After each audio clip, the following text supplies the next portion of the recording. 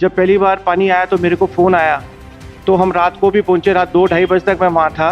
फिर चाय की व्यवस्था भी कराई गई हमारे द्वारा, खाने का प्रबंध भी कराया गया। जो लोग बार-बार पानी में डूब रहे हैं, वो ख्याल अपना कैसे रखेंगे? ऐसे मौके पर ही प्रशासन को देखा जाता है कि प्रशासन कितना सतर्क है और अपने जो लोग हैं, उनको कैसे बचाया जाए। दिल से धन्यवाद करूँगा, ऐसे लोग भी हैं जो आगे बढ़कर आए, ऐसी संस्थाएँ हैं जो आगे बढ़कर आईं, जिन्होंने खाने के लंगर लगाए। सैकड़ों टैंकर हमने पानी के वहाँ पर पहुँचाए, जहाँ पर बाढ़ से, पानी से लोगों को समस्या मिली। कि वो बोलती कि मेरी 2 बेटियाँ थी, एक की तो मैंने कैसे तैसे शादी कर दी और दूसरी बेटी का मैं थोड़ी-थोड़ी करके दहेज बना रही थी। वो सारा का सारा पानी के साथ वो सारा बह गया। ये कोई बिज़नेस या काम के सिलसिले में कोई बंदा राजनीति में नहीं आता। राजनीति में कोई आता है, कोई जीतता है तो उसका दायित्व बनता है, उसका फर्ज बनता है लोगों के प्रति। लगभग 5 साल का समय बीत गया, अभी तक सरकार के द्वारा इलेक्शन नहीं कराए गए। अम्बाला वहाँ से भी वंचित है। तो अभी सड़क पहले बनती, बाद में पहले टूट जाती है। वो क्या कारण है, क्या कारण नहीं है? नमस्कार, बी पॉजिटिव न्यूज देख रहे हैं आप। बीते दिनों अंबाला में आई बाढ़ की वजह से आम जनता का जनजीवन पूरी तरह अस्त व्यस्त हो चुका है। ऐसे में इस वक्त ग्रामीण क्षेत्रों में सबसे ज्यादा नुकसान जो है वो देखने को मिला है और ऐसे में कई इलाके ऐसे भी हैं जहां तक प्रशासन नहीं पहुंचा लोगों की मदद करने के लिए भी। तो आज हमारे साथ बातचीत करने के लिए मौजूद हैं अंबाला छावनी से नगर परिषद के पूर्व निगम पार्षद परविंदर सिंह परी जी। तो आइए उनसे जानते हैं। तो सर, सबसे पहले बी पॉजिटिव न्यूज में स्वागत है आपका। बाढ़ आई, ऐसे में कई सारे इलाके ऐसे थे जहाँ पर पूरा जलमग्न हो चुका है। तो ऐसे में सबसे पहले प्रशासन की कितनी तैयारियां जो हैं वो आपको देखने को मिली? देखो, मैं समझता हूँ, मैं जो देख रहा हूँ तो एक अलग बात है, लेकिन पूरी जनता, पूरे लोग देख रहे हैं। प्रशासन की पहले दिन से ही कोई तैयारी नहीं थी, ना प्रशासन की तैयारी है, ना सरकार की तैयारी रही। एक बारी नहीं, मैं समझता हूँ कई बारी अंबाला डूबा गया है। आज भी अगर आप देखोगे तो सुबह, आज ही की अगर मैं बात करूं तो सुबह पुलिस प्रशासन, टांगरी बांध के ऊपर पुलिस प्रशासन के द्वारा एक अनाउंसमेंट की जाती है कि 11-12 बजे के करीब पानी फिर टांगरी में पानी छोड़ा जाएगा और आप कृपया करके ध्यान रखें। ये बोलना तो बहुत आसान है कि आप कृपया करके ध्यान रखें, लेकिन जो लोग बार बार पानी में डूब रहे हैं, वो ख्याल अपना कैसे रखेंगे? ख्याल रखना प्रशासन की जिम्मेवारी है। प्रॉपर टैक्सेस दिए जाते हैं, प्रशासन म्युनिसिपल कमेटी में अंदर वो टैक्स जमा कराते हैं, तो वो टैक्सेस से जो पैसा, जो रेवेन्यू जनरेट होता है, कमेटी को मिलता है। अब प्रशासन को पैसे मिलते हैं, वो प्रशासन को चाहिए ऐसे मौके पर ही प्रशासन को देखा जाता है कि प्रशासन कितना सतर्क है और अपने जो लोग हैं उनको कैसे बचाया जाए। तो मेरा मानना है टोटल फेलियर प्रशासन का और गवर्नमेंट का, बीजेपी सरकार का टोटल फेलियर है ये। कई इलाके ऐसे भी हैं जहां पर प्रशासन का कोई नुमाइंदा जो है वो नहीं पहुंचा। हाँ, नुमाइंदा सिर्फ पहुंचता है, अनाउंसमेंट करने ही नुमाइंदा पहुंचता है कि अनाउंसमेंट की जाती है नुमाइंदे के द्वारा कि ऐसा होने जा रहा है। उसके बाद कुछ भी प्रशासन के द्वारा नहीं किया गया, ना प्रशासन की भी तैयारी थी। मैं तो उन व्यक्तियों को भी दिल से धन्यवाद करूंगा, ऐसे लोग भी हैं जो आगे बढ़कर आए, ऐसी संस्थाएं हैं जो आगे बढ़कर आई, जिन्होंने खाने के लंगर लगाए और जो भी उचित व्यवस्था जिनसे बन पाई उन्होंने की। क्योंकि मैं, जैसे आपने बोला कि मैं पूर्व निगम पार्षद था, कुछ इलाका टांगरी बांध का जो इलाका है, वो न्यू प्रीत नगर हो गया और विश्वकर्मा नगर हो गया, वो कहीं ना कहीं मैं वहां से पार्षद रहा तो लोग मेरे से जुड़े हुए थे, मैं भी उस वार्ड के नाते उनसे जुड़ा हुआ था। जब पहली बार पानी आया तो मेरे को फ़ोन आया, तो हम रात को भी पहुंचे, रात 2-2:30 बजे तक मैं वहाँ था। फिर चाय की व्यवस्था भी कराई गई हमारे द्वारा, खाने का प्रबंध भी कराया गया। और अगले दिन सुबह हम देखते हैं कि प्रशासन के द्वारा एक बोट, किश्ती जिसे हम कहते हैं, एक बोट वो प्रशासन लेके आता है। उसके ऊपर, बोट के ऊपर भी जज्जोजहद चलती है। कहीं से फोन आता है, प्रशासन वो बोट उठा के वहां लेके जाता है, फिर कहीं और से फोन आता है, प्रशासन बोट लेके वहां जाता है। प्रशासन के पास केवल एक बोट थी और एरिया अगर हम देखें तो बहुत सा ऐसे एरिया था जहां पानी हुआ था। फिर हमने कुछ साथियों ने, मेरे साथ के कुछ साथी थे, उन्होंने पानी में उतरे, हम खुद उतरे और वहाँ के स्थानीय लोग भी पानी में उतरे और हमने कई ऐसे परिवार जो छोटे बच्चे को लेके अपने छतों पे बैठे थे और ऊपर बरसात आ रही थी, नीचे कम से कम 4.5 फुट का पानी भरा हुआ था। हमने सहायता करी, जो हमसे बन पाया। हमने छोटे छोटे बच्चों को भी, पशुओं को भी हमने पानी से बाहर निकालने की कोशिश करी। तो ऐसे में आपने किस प्रकार लोगों की मदद की? जैसे मैंने बताया कि मतलब हम मजबूर हुए पानी पे उतरने के, ना हमें दुख दर्द देखा नहीं गया। स्थानीय लोग ने भी हमारा साथ दिया। फिर हमने खाने के लंगर भी लगाए, 8-10 दिन लंगर हमारे द्वारा लगाया गया। उसके साथ साथ जो हमें फिर एक मुख्य जो एक समस्या हमें वहां से लोगों से सुनने को मिली, वो था पानी की कमी। बिजली काट दी गई थी, 6 या 7 दिन तक बिजली नहीं पहुंची वहां पर। और उसके साथ पानी जो था, पीने का पानी भी उन लोगों तक नहीं पहुंच पा रहा था। तो हमने पानी के टैंकर की व्यवस्था कराई, कई कई सैकड़ों टैंकर हमने पानी के वहां पर पहुंचाए, जहां जहां पर बाढ़ से पानी से लोगों को समस्या का झेलना पड़ रही थी।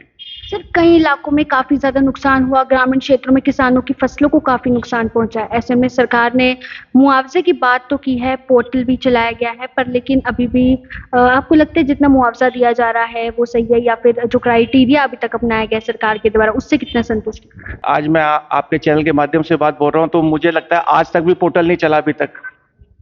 कल शाम तक तो पोर्टल नहीं चला था, ना ऐसा कोई फॉर्म आया कि भी कौन से पोर्टल पे जाना है, कौन सा फॉर्म भरना है, और सरकार कैसे ये कौन सा क्राइटेरिया बनाएगी और कैसे देखेगी कौन सा नुकसान, किसका कितना नुकसान हुआ है।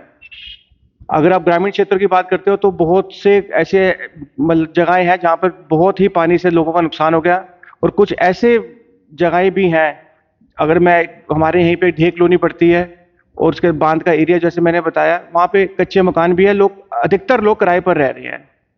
अब 2 या 3 दिन रोज की मैं एक बात आपको बताता हूँ, वाक्य बताता हूँ। जब मैं वहाँ टांगरी बांध के अंदर गया किसी एरिया में, मुझे एक लेडी मिली जो बहुत रो रही थी। मैंने पूछा, बहन जी क्या बात हुई है, मुझे बताओ आप थोड़ा सा।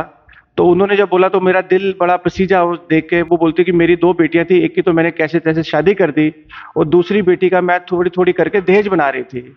कुछ मेरे पास थोड़ा सोने का सामान था, कुछ चांदी का था, कुछ मेरे कपड़े थे, वस्तु थे, अपनी बेटी के लिए इकट्ठे किए थे, वो सारे का सारा पानी के साथ वो सारा बह गया। टांगरी नदी के साथ रहने के कारण वो सारा टांगरी नदी के साथ ही सारा सारा पूरा घर उसका बह गया। और कच्ची छत है, वो छत भी ऐसा लगता है कभी भी छत गिर सकती है। तो मैं चाहता हूं, मेरी ये मांग भी है और एक रिक्वेस्ट भी है कि प्रशासन ऐसा कोई क्राइटेरिया बनाए जिससे देखा जाए कि भी किस व्यक्ति का कितना नुकसान हुआ है, और हो सके तो जो बहुत गरीब व्यक्ति हैं उनकी भरपाई के लिए उनको पूरी, चाहे वो धनराशि हो या जो भी सरकार ने एक प्लेटफॉर्म बनाया है उसके तहत उनको उनका नुकसान की भरपाई हो सके। सर, इलेक्शंस का माहौल जो है वो भी शुरू होने वाला है, तो ऐसे में आपको क्यों लगता है कि आपको पार्टी जो है वो टिकट दे? नहीं, अभी ये कहना तो उचित नहीं होगा कि पार्टी हाईकमांड का वो तो फैसला होगा कि पार्टी किसको टिकट देती है, किसको नहीं टिकट देती। लेकिन हम पार्टी के साथ, अगर मैं अपनी बात करूं तो मैं बहुत समय से छात्र संघ से मैं पार्टी के साथ जुड़ा हुआ हूं। मैं सन 2000 में भी एमसी का इलेक्शन लड़ा था, जब मेरी उम्र 23 या 24 साल थी। उसके बाद मैं यूथ कांग्रेस का प्रधान रहा, फिर मैं जनरल सेक्रेटरी रहा हरियाणा यूथ कांग्रेस का। फिर 2010 में निगम बना, तो 2013 में इलेक्शन हुआ। 2013 में मेरा जहाँ पर मेरा रहश है, जहाँ पर मैं रहता हूँ, वो वार्ड रिजर्व हो गया था, तो मैं दूसरे वार्ड से जाके इलेक्शन लड़ा, और मेरे को लोगों ने पसंद किया, लोगों ने प्यार दिया और मेरे को वहां से जिता के भेजा। तो आज भी मेरा कहीं ना कहीं वार्ड नंबर 18 से लगाव है। उसी लगाव के चलते ही मैंने बताया, जैसे टांगरी बांध का भी काफी सा एरिया है वो मेरे वार्ड में लगता था। लोगों ने मेरे को उस टाइम 2013 की बात है तो जिताया था। 2018 में हमारा जो कार्यकाल है वो पूरा हो गया। आज लगभग 5 साल का समय बीत गया, अभी तक सरकार के द्वारा इलेक्शन नहीं कराए गए। अंबाला वहां से भी वंचित है। और एक दुख की बात अगर आपसे और शेयर करना चाहूंगा कि हम प्रमोशन हुई थी हमारी, हम एक परिषद से हम कॉरपोरेशन की तरफ गए थे। आज अंबाला शहर में जो है वो कॉरपोरेशन है, और अंबाला जो हमारा कैंट है वो फिर दोबारा नगर परिषद बन चुकी है। हमारी डिमोशन हो गई। चलो अगर डिमोशन भी हम मान लेते हैं, लेकिन कहीं ना कहीं मैं समझता हूँ जो एमसी होता है वो रीढ़ की हड्डी होता है, पब्लिक के बीच में और प्रशासन के बीच में एक अहम कड़ी होता है जो कि बहुत कार्य कर सकता है। आज जो है वंचित है, लोगों के पास एमसी नहीं है, लोग दर दर की लोग घूम रहे हैं, बाढ़ पीड़ित भी घूम रहे हैं, उनको पता नहीं फॉर्म कैसे भरना है, कहाँ जाना है, किस दफ्तर में जाना है। सिर्फ सरकार के द्वारा अनाउंसमेंट की गई है कि आपको मुआवजा मिलेगा। मुआवजे का क्या क्राइटेरिया अभी तक ये किसी को भी नहीं पता, ना अभी तक कोई पोर्टल खुला है। और एक बात और आपसे साझी करना चाहूंगा, कुछ रोज पहले हमारे माननीय मुख्यमंत्री जी का दौरा था वहाँ पे इंडस्ट्रियल एरिया में बहुत भारी नुकसान हुआ है बहुत। और अंबाला की इंडस्ट्री जो है वो हम मानते हैं कि एशिया की नंबर 1 इंडस्ट्री मानी जाती है, जहाँ पे बहुत साइंटिफिक गुड्स है, सर्जिकल गुड्स हैं और काफ़ी अन्य सामान बनते हैं। तो हमारे मुख्यमंत्री जी ने हवाई दौरा किया और रेस्ट हाउस में रुके, और रेस्ट हाउस में रुकने के बाद अब मुख्यमंत्री जी हेलीकॉप्टर से वापस चले गए। तो वहाँ के जो इंडस्ट्रियलिस्ट हैं वहाँ उनमें बड़ा भारी रोष था इस चीज़ को देखते हुए, बल्कि नारे भी लगे बीजेपी के खिलाफ। मैं समझता हूँ आने वाले 2024 में चुनाव जो होने जा रहे हैं, मैं नहीं समझता कि बीजेपी की हरियाणा में 2 सीटें भी आएंगी। तो ऐसे में भी पोर्टल की भी बात चल रही है, इलेक्शंस की बात चल रही है, तो आपने कहा कि पिछले 5 साल से इलेक्शन नहीं हुआ है, तो ऐसे में विकास कार्य कितने अधूरे पड़े हैं? क्या इस दौरान कोई विकास कार्य, कोई मूलभूत सुविधाएं जनता को मिल रही हैं? देखो, अगर मैं विकास कार्यों की बात करूं, विकास कार्य की बोलना, मैं जैसे मैंने बोला कि मैं भी पार्षद रहा, मैंने बहुत कार्य करे, ये हमारा दायित्व है। जब इंसान कोई एमएलए बनता है, मंत्री बनता है, पार्षद बनता है, वो विकास वो किस लिए बनता है? ये सोशल वर्क है। ये कोई बिजनेस या काम के सिलसिले में कोई बंदा राजनीति में नहीं आता। राजनीति में कोई आता है, कोई जीतता है, तो उसका दायित्व बनता है, उसका फर्ज बनता है लोगों के प्रति। हम अपनी शौक से राजनीति कर रहे हैं, हमारे को मन करता है कि लोगों की मदद करना है, और राजनीति एक प्लेटफॉर्म है लोगों की मदद करने का। तो विकास कार्य जो भी विकास कार्य करा रहा है, कम करा रहा है, ज्यादा करा रहा है, वो उसका दायित्व है विकास कार्य करने में, कराने में। तो अधूरे पड़े हैं क्या सड़कें वगैरह इस हिसाब से? हाँ, पुरानी सड़कें अगर आप अंबाला में अगर छावनी में चक्कर मार के देखो तो अभी सड़क पहले बनती बाद में पहले टूट जाती है। वो क्या कारण है, क्या कारण नहीं है? और ऐसा भी होता है कि भी जो सड़क बनती है, कम से कम उसकी डीएलपी पीरियड होता है, डिफेक्ट लायबिलिटी पीरियड जिसको हम बोलते हैं, वो लगभग 3 से 5 साल का होता है। तो 5 साल तक वसूलन वो सड़क या कोई भी विकास कार्य हो, वो 5 साल उसकी दायित्व होता है कॉन्ट्रैक्टर का, ठेकेदार का, उसको लुक आफ्टर करना, उसको ठीक करना। लेकिन 5 साल से पहले कोई चीज टूटती है, वो वही ठेकेदार कराएगा जिसने पहले काम किया है। लेकिन यहाँ का तो माहौल कुछ और चल रहा है, सड़क बाद में बनती है और पहले टूट जाती है। तो आप देखोगे आप अंबाला शहर में, अंबाला कैंट में कितने खड्डे हैं। हमने एक धरना दिया था एनडीसी के खिलाफ, एनडीसी को लेके और परिवार पहचान पत्र के लेके म्युनिसिपल काउंसिल के बाहर ही हमने एक धरना दिया था। तो मैंने उस धरने के माध्यम में मैंने देखा था, मैं कहा जहाँ पे हम बैठे हैं कमेटी के बाहर की सड़क अगर आप देखोगे, आज वहां पे 2-2 फुट के गहरे खड्डे हैं। तो मैंने बोला निगम के कर्मचारियों को, मैं कहा यार कम से कम आप अपने घर तो ठीक करो, कम से कम अपने घर के बाहर जो सड़क है उसको तो ठीक कराओ। अगर आप देखोगे तो आज सारी पूरा अंबाला छावनी में सारे खड्डे आपको नजर आएंगे। जी, शुक्रिया। तो ये थे हमारे साथ परविंदर सिंह परी जी, जो कि अंबाला छावनी नगर परिषद वार्ड 18 से पार्षद भी रह चुके हैं। इन्होंने बताया कि किस प्रकार बाढ़ में इन्होंने खुद लोगों की मदद की, और प्रशासन के दावे जो है वो कितने फीके पड़े हुए दिखाई दिए, कितनी मदद के लिए प्रशासन जो है वो आगे भी पहुंचा है। तो पल पल की अपडेट के लिए हमारे चैनल को लाइक और फॉलो करना ना भूलेगा। धन्यवाद।